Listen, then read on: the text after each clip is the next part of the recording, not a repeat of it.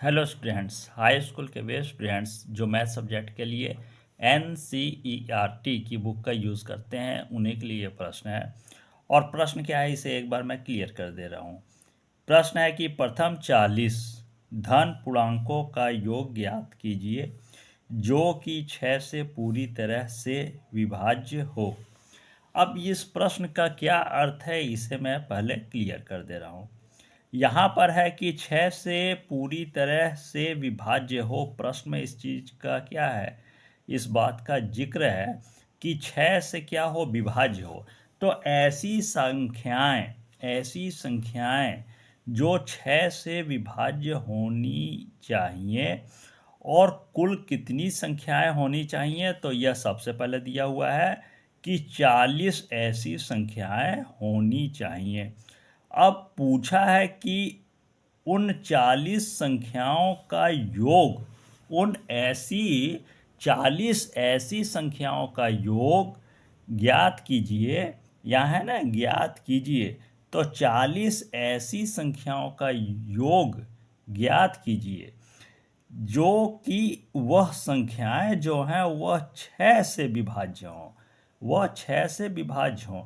अब ऐसा नहीं है कि 6 से विभाज्य तो कोई मान लीजिए कोई संख्या 1 लाख में है, 1 लाख के आसपास है, या उसमें 10 लाख के आसपास कोई ऐसी संख्याएं हैं तो वो 6 से विभाज्य हों। ऐसी भी संख्याएं मतलब उसमें काउंट करना है, ऐसी संख्याएं भी क्या ली जा सकती हैं, तो नहीं। यहाँ प्रश्न में ध्यान दीजिए, प्रथम प्रथम 40 धन पूर्णांकों का योग ज्ञात कीजिए। मतलब हमें ऐसी संख्याएं लेनी हैं जो स्टार्टिंग में, जैसे नंबर स्टार्ट होता है ना कि 1 2 3 4, तो यहाँ से ऐसी संख्याएं स्टार्टिंग की ही, मतलब शुरुआती दौर की ही ऐसी संख्याएं लेनी है जो 6 से विभाज्य हो।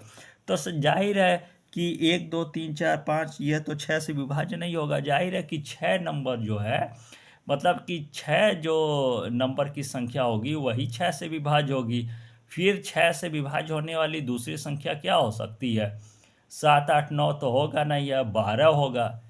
और उसके बाद क्या होगा, 18। मतलब कि जैसे आप जानते हैं ना कि 6 का पहाड़ा या 6 का टेबिल, आपने बहुत अच्छी तरह से पढ़ा होगा कि 6 का 6 6 12 6 3 18 6 चौक 24 6 5 30, 6 5 30। मतलब कि यह है कि 6 से विभाज्य होने वाली स्टार्टिंग से संख्याएं, बहुत आगे से नहीं, स्टार्टिंग से ऐसी संख्याएं, और कुल 40 संख्याएं ले लेनी है। और वह 40 संख्याएं लेने के बाद उन संख्याओं का योग, मतलब उन संख्याओं को आपस में जोड़ कर कितना आएगा यह हमें ज्ञात करना है। अब यहाँ पर क्या है, मान लीजिए कि प्रश्न थोड़ा सा चेंज करके पूछ दे कि 5 से पूरी तरह विभाज्य हो और 40 धन पूर्णांक का योग ज्ञात कीजिए। तब वह 5 से कटने वाली, मतलब 5 से विभाज्य होने वाली संख्या क्या हो सकती हैं, वही होंगी। 5 होगा, 10 होगा, 15 होगा, 20 होगा, 25। यह 21 22 23 तो 5 से कटेगा नहीं। 5 से कटने वाली संख्याएं कौन सी होंगी, 5 होगा, 10 होगा, 15 होगा, 20 होगा, 25 होगा, 30 होगा, 35 होगा। मतलब ऐसी संख्या लेते जाएंगे और 40 कुल ऐसी संख्या लेना है, और फिर उनका योग योग क्या होगा यही हमें ज्ञात कर लेना है। तो यहाँ पर प्रश्न में है 6 से विभाज्य होने वाली संख्याएं। तो इसको जरा सा हम डिटेल में क्लियर कर देंगे। क्या लिख देंगे कि 6 से विभाज्य होने वाले धन पूर्णांकों, यहाँ पहले मैं लिख दे रहा हूँ फिर क्लियर कर दे रहा हूँ। पहले यहाँ हो जाएगा 6 से विभाज्य होने वाले, सबसे पहले हम लिख देंगे 6 से विभाज्य, 6 से विभाज्य होने वाले, अब क्या है यहाँ, धन पूर्णांक संख्याएं होनी चाहिए, धन पूर्णांकों, और आगे लिख देंगे का उदाहरण। यहाँ हम इसको डिटेल में क्लियर करते हुए इसको क्लियर करेंगे। अब उदाहरण में क्या होगा, 6 से विभाज्य कौन सी संख्याएं हो जाएंगी, 6 हो जाएगा, 12 होगा, 18 होगा, इसके बाद क्या होगा, 24 भी हो सकता है, 30 हो सकता है। मतलब इसी तरह की आगे संख्याएं, तो आगे हम कर देंगे यहाँ इस तरह से। अब यह संख्याएं हैं, तो यह संख्याएं 6 से विभाज्य होगा, 6 दूना 12, 6 ते 18, 6 चौ 24, 6 35, मतलब ऐसे ऐसे कुल 40 संख्याएं लेनी है, जो कि हमारा प्रश्न में यहाँ पर पूछा गया है।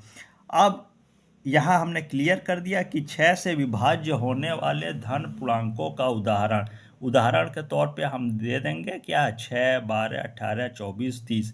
अगर 5 से विभाज्य होने वाले धन पूर्णांकों का उदाहरण हमें प्रश्न में चेंज करके 6 की जगह 5 हो, तो हम उदाहरण के तौर पे क्या लिख देंगे, 5, 10, 15, और उसके बाद क्या हो जाएगा, 20, 25, मतलब इस तरह से कर देंगे। यहाँ पर चेंज करके भी प्रश्न आए तो आप आसानी से लिख लेंगे इसको, और हम क्लियर कर देंगे। अब क्या है, यहाँ पर हमें यह जो समांतर, यहाँ पर जो समांतर श्रेणियाँ चैप्टर है, इस चैप्टर से संबंधित हमें उस सूत्र का उपयोग करना है। ध्यान दीजिएगा, समांतर श्रेणियाँ जो चैप्टर है उसमें कई प्रकार के सूत्र दिए हुए हैं, लेकिन हमें उन सूत्रों में से उस सूत्र का चयन करना होगा जो कि पूरी तरह से इस प्रश्न को सॉल्व करने में मदद कर सके। इस प्रश्न को पूरी तरह से सॉल्व करने में मदद कर सके, इस प्रकार का हमें सूत्र लेना होगा। तो यहाँ पर सबसे पहले हम इसमें कुछ क्लियर कर देंगे, और यहाँ पर क्या क्लियर कर देंगे इसके बारे में। यह है हमारा पहला पद है, तो पहला पद हमारा है 6, तो पहले पद को a कहते हैं। तो यहाँ थोड़ा सा क्लियर कर देंगे, क्या कर देंगे, सबसे पहले लिख देंगे यहाँ पर पहला, और यहाँ हो जाएगा पहला पद इक्वल टू, पहले पद को a कहते हैं तो a हो जाएगा इक्वल टू, यहाँ हो जाएगा 6। यह है हमारा पहला पद, यह दूसरा, तीसरा, चौथा, पांचवा। मतलब इस प्रकार से यहाँ संख्याओं को क्या कहा जाता है, समांतर श्रेणियाँ जो चैप्टर है वहाँ पर संख्याओं को हम पद के रूप में कहते हैं। तो यह हमारा पहला पद है, इसे a के रूप में भी इंगित करते हैं, और इसी को a1 के रूप में भी जाना जाता है। तो सबसे पहले लिख देंगे पहला पद a इक्वल टू 6। अब उसके बाद हम सार्व अंतर को भी यहाँ क्लियर कर देंगे, और हमारा सार्व अंतर जो हो जाएगा, तो यहाँ लिख ही देंगे स्पष्ट रूप से सार्व अंतर। अब सार्व अंतर को हम क्या करते हैं, डी के रूप में, कॉमन डिफरेंस के रूप में जानते हैं, तो इसे स्मॉल लेटर के डी के रूप में भी कहते हैं। अब सार्व अंतर क्या हो जाएगा, इन दोनों संख्याओं के बीच में कितना अंतर है वही हमारा सार्व अंतर, मतलब डी क्लियर होकर आएगा। तो क्या करेंगे हम, सार्व अंतर का नियम है कि दूसरे पद में से पहले पद को घटा देते हैं, मतलब 12 में से हम 6 को घटा देंगे तो हमारा सार्व अंतर ज्ञात हो जाएगा।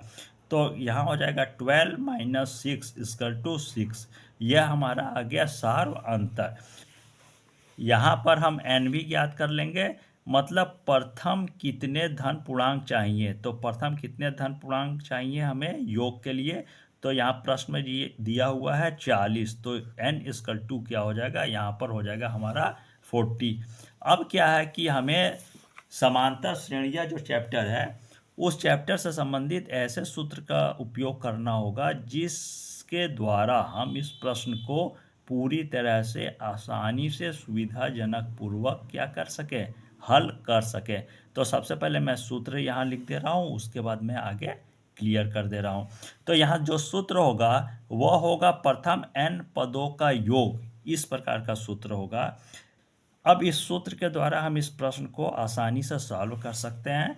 तो यहाँ पर है प्रथम n पदों का योग, तो n कितना है प्रश्न के अनुसार हमने यहाँ पर जो है, यहाँ पर सबसे पहले क्लियर कर लिया है। तो n पदों का योग मतलब यहाँ हो जाएगा 40। तो सबसे पहले लिखेंगे प्रथम 40 पदों का योग इक्वल टू s, और यहाँ n है ना, तो s के बाद n की जगह हो जाएगा 40 इक्वल टू, फिर यहाँ है n/2, तो यहाँ हो जाएगा 40/2 हो जाएगा।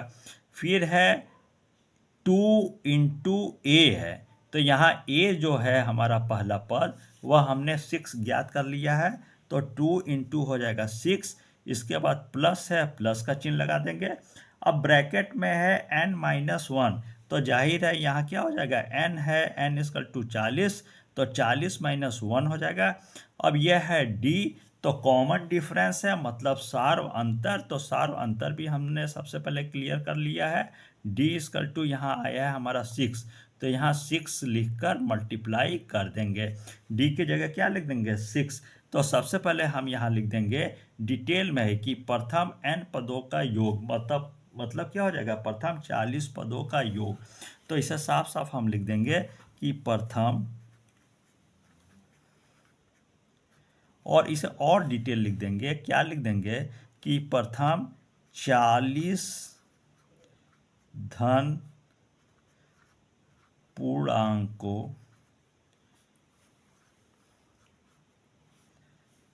का योग। अब =2 हो जाएगा, और इसे अब हम डिटेल सॉल्व कर लेंगे। तो यहाँ सबसे पहले इस तरह यहाँ मैं क्लियर कर दे रहा हूँ।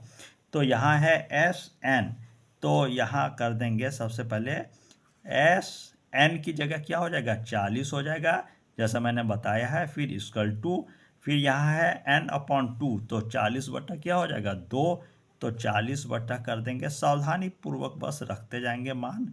इसके बाद ब्रैकेट है, फिर 2 इंटू, यहाँ है 2 इंटू ए, तो ए का मान 6 आया है, यहाँ हमने पहले ही ज्ञात कर लिया है, तो 2 इंटू हो जाएगा 6। इसके बाद प्लस है, तो प्लस का चिन्ह लगा देंगे। फिर ब्रैकेट में है n-1 है, तो क्या हो जाएगा यहाँ पर 40-1 हो जाएगा।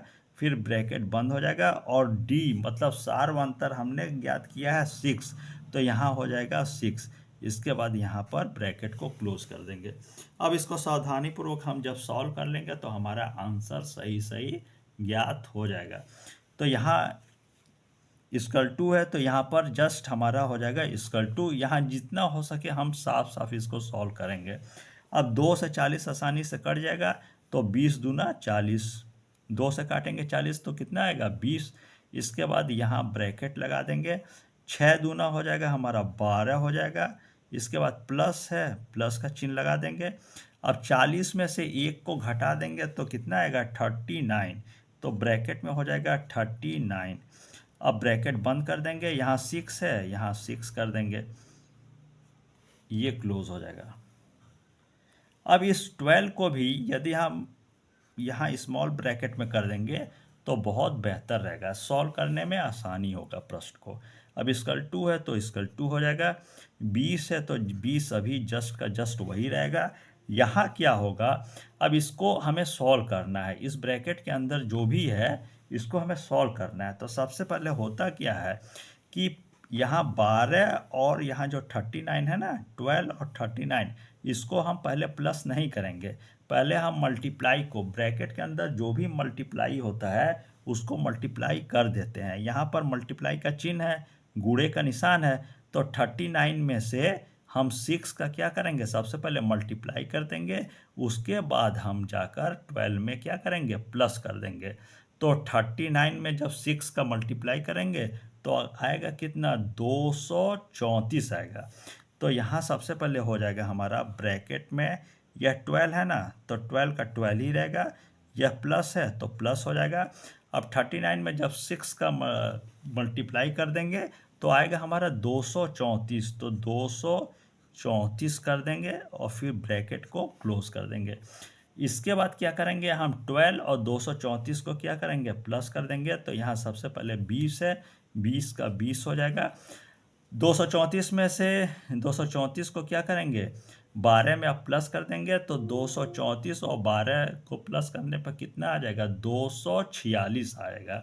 तो यहाँ पर क्या करेंगे, यहाँ पर मल्टीप्लाई का चिन्ह छुपा हुआ है ना, तो 20 गुणे कर देंगे हम 246, 246 कर, यहाँ पर हम जब 246 का मल्टीप्लाई 2 से करेंगे, मतलब 246 का 2 गुना जब हम करेंगे तो 492 आएगा। तो यहाँ सबसे पहले हो जाएगा हमारा 492, और यह जो जीरो है ना, यह जीरो यहाँ पर इंक्रीज हो जाएगा। तो यह जो हमारा आया है 4920, यह जो हमारा आया है 4920, जब हम सॉल्व करते हुए जो कि सूत्र में हमने सूत्र के द्वारा इस प्रश्न को जब सॉल्व किया है तो 4920 आया है। तो 4920 है आखिर क्या? यह है 6 से विभाज्य होने वाले प्रथम 40 धन पूर्णांकों का योग।